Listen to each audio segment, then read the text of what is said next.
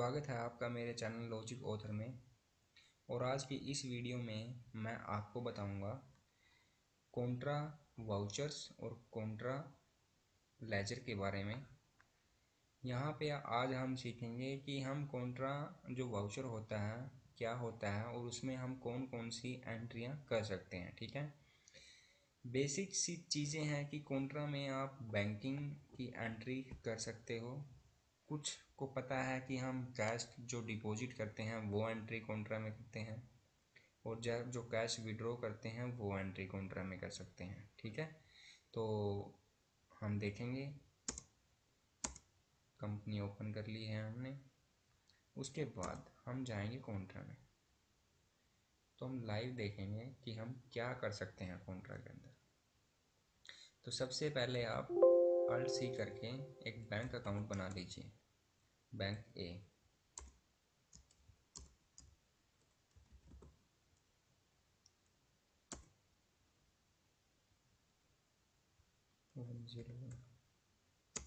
ठीक है, आप पूरी इन्फॉर्मेशन भी डाल सकते हो और फिर आप बना लीजिए बैंक बी।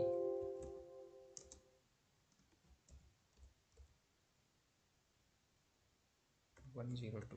ठीक है, तो आप यहाँ पे IFSC code, bank name, branch, set chequebook, जो भी आपको दिल करे वो आप डाल सकते हो। इस चीज मैं सिर्फ आपको कॉन्ट्रा एंट्री के बारे में बता रहा हूँ। बैंकिंग के लिए मैं आपको बैंक जो रिकन्सिलेशन की जो मैं वीडियो बनाऊँगा उसमें मैं आपको इन चीज़ों के बारे में फुल डिटेल के साथ बताऊँगा। ठीक है, तो मैं फ़िलहाल सेव कर रहा हूँ दोनों को। देखिए, अब मैं बाहर आ जाता हूँ। सबसे पहले आप कॉन्ट्रा में क्या कर सकते हो, आप बैंक में कैश डिपॉजिट करवा सकते हो। वो एंट्री आपकी कॉन्ट्रा की एंट्री है। मैंने 10,000 किए, सेव कर दी।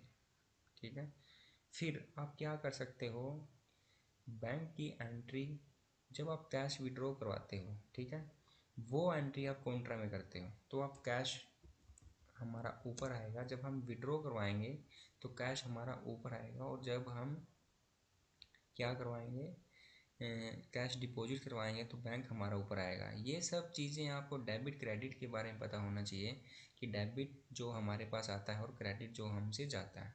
ठीक है, तो जब मैंने कैश विड्रॉ करवाया बैंक ए से तो मैंने 5,000 करवा लिया। तो जो आप देखिए यहाँ पे जो बैलेंस दिखा रहा है बैंक में, अब 5,000 कैश है और मेरे पास भी 5,000 कैश है।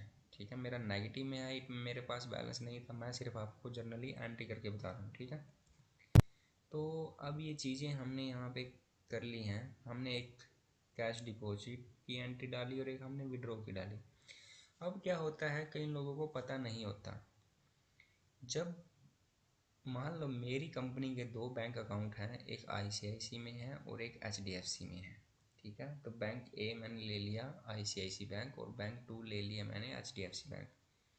मैं अपना नाम चेंज कर लेता हूँ जिससे आपको आसानी से समझ में आएगा। ठीक है, तो बैंक ए जो मेरा रहेगा वो रहेगा मेरा ICICI बैंक लिमिटेड। ठीक है, और बैंक बी रहेगा मेरा HDFC बैंक लिमिटेड। तो अब मेरे दो बैंक हैं, एक ही कंपनी के, एक मेरा HDFC का बैंक है और एक मेरा ICICI का बैंक है। फिलहाल क्या है कि जब मैं ICICI बैंक में देखता हूँ तो उसमें मेरे 5,000 रुपये अभी पड़े हैं। देखिए, क्लोजिंग बैलेंस है मेरे पास 5,000 रुपये, डेबिट है तो मेरे पास एक्सेस है। ठीक है, अब कॉन्ट्रा में आप क्या कर सकते हो, बैंक टू बैंक ट्रांजैक्शन भी कॉन्ट्रा में होगी। मैं आपको ये बता रहा हूँ। ठीक है, तो बैंक टू बैंक ट्रांजैक्शन भी कॉन्ट्रा में होगी। इसका मतलब मान लो मुझे अब HDFC जो बैंक है उसमें मेरे पास कोई बैलेंस नहीं है, करंट बैलेंस देखिए यहाँ पे नील दिखा रहा है, लेकिन मैं ICICI से उसमें 1,000 रुपये ट्रांसफ़र कर देता हूँ। तो देखिए यहाँ पे ये यहाँ पे 1,000 रुपये बैलेंस दिखा रहा है। जब मैंने यहाँ पे ट्रांसफ़र किए, वैल्यू डाली तो 1,000 रुपये दिखा रहा है। मैं इसमें 1500 डाल देता हूँ। ठीक है, तो यहाँ पे 1500 दिखा रहा है। तो देखिए बैंक टू बैंक ट्रांजेक्शन भी ये आपका रिसिप्ट का वाउचर नहीं बन सकता, क्योंकि रिसिप्ट आप किसी भी पार्टी से करोगे या आप प्रोप्राइटर से करोगे। ये आपका पेमेंट का वाउचर भी नहीं बन सकता, क्योंकि पेमेंट भी आप किसी बैंक को आप पेमेंट नहीं कर सकते। पेमेंट के लिए आपके पास या तो एक बैंकिंग मोड होना चाहिए या कोई पार्टी होनी चाहिए, कोई अनसिक्योर लोन में या जो करंट एसेट जो भी आप डालो, ठीक है, तो आप उसको डाल सकते हो। लेकिन आप बैंक को पेमेंट नहीं कर सकते, ठीक है, ना ही आप बैंक से पेमेंट ले सकते। ठीक है, तो बैंक टू बैंक ट्रांजैक्शन के लिए भी हम कॉन्ट्रा वाउचर का ही यूज़ करेंगे। मैं आपको सेव करके दिखा देता हूँ। ठीक है, अब मैं आपको इसका इम्पैक्ट दिखाऊंगा। इसका इम्पैक्ट हम बैलेंस शीट में देखेंगे। देखिए मेरे पास बैलेंस शीट में अभी, जैसे कि मैंने इस कंपनी में अभी कुछ नहीं डाला है, तो मैं आपको लाइव वीडियो करके दिखा रहा हूँ हर एक की। तो अभी मेरे पास क्या है, बैंक अकाउंट दो हैं। एक बैंक अकाउंट में मेरे पास 3500 रुपये पड़े हैं, जिसमें टोटल रुपये 5000 थे ICICI बैंक में, जैसे आप नीचे ग्रैंड टोटल में देख रहे हो। और उसमें से मैंने 1500 रुपये HDFC बैंक में ट्रांसफ़र कर दिए थे कॉन्ट्रा वाउचर से। ठीक है, तो आप ये देखिए दोनों का इम्पैक्ट बिल्कुल सही दिखा रहा है। तो हमने एंट्री बिल्कुल ओके डाली है।